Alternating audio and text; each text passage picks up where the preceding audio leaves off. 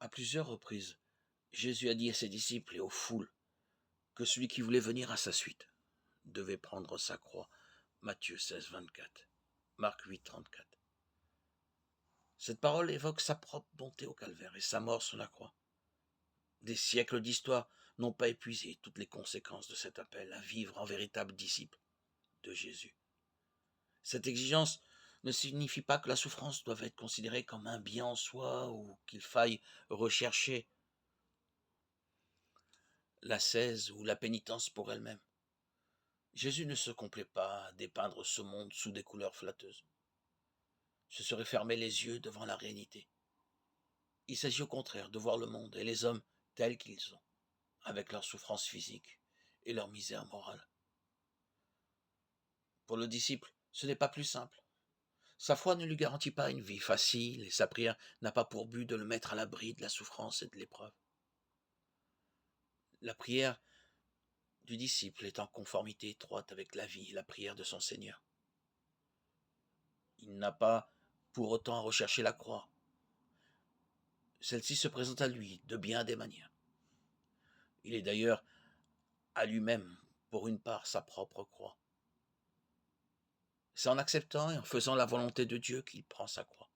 Prendre sa croix chaque jour, c'est se demander en toute occasion, et le regard fixé sur Jésus, ce que Dieu veut. C'est faire face dans toutes les situations de l'existence, en évitant le double danger. Se laisser aller au désespoir, ou fuir la réalité en se réfugiant dans la maladie, dans l'alcool, ou d'autres tranquillisants.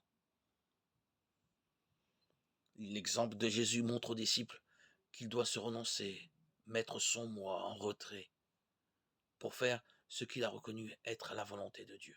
Romains 12, 2. C'est pour lui un appel à traduire sa foi en un courage effectif et à poursuivre ainsi sa route comme Jésus. À la lumière de sa vie, croix et souffrance ont maintenant un visage différent de celui qu'elles ont habituellement et ne sont plus sans signification. Jésus veut délivrer ses disciples de la tentation de se poser des questions qui, pour naturelles qu'elles soient, n'en sont pas moins déprimantes. Pourquoi la souffrance? Ou pourquoi justement moi? Il veut les amener à reconnaître dans la souffrance et la croix un appel, une exigence. Il veut qu'ils le suivent à la lumière de cette parole que seuls peuvent comprendre ceux qui acceptent de marcher à sa suite. Ne fallait-il pas que le Christ souffrit tout cela pour entrer dans sa gloire, en faisant confiance au Père qui, lui, détient la clé du mystère? Luc 24, 26, Matthieu 6, 8. Peut-être alors arrivera-t-il aux disciples une fois ou l'autre de dire avec le serviteur Job, non seulement Dieu a donné, Dieu a repris, mais encore que le nom de Dieu soit béni. Job 1, 21. À l'appel de Jésus, le disciple doit s'appliquer de toutes ses forces à améliorer ce qui peut l'être et à supporter ce contre quoi on ne peut rien. Le disciple dit oui à tout ce qui fait la réalité de l'existence. Sans doute, il est rare que ce oui soit total et vrai. Mais dans la mesure où il y parvient, il montre quelle force de libération est la sienne. Parce qu'il cesse de se rechercher lui-même. Il peut se tourner vers les autres hommes et se consacrer aux tâches qui, par eux, se présentent à lui. Devant la souffrance des autres, il ne se satisfait pas de consolation à bon marché. Vis-à-vis de lui-même, il reste critique.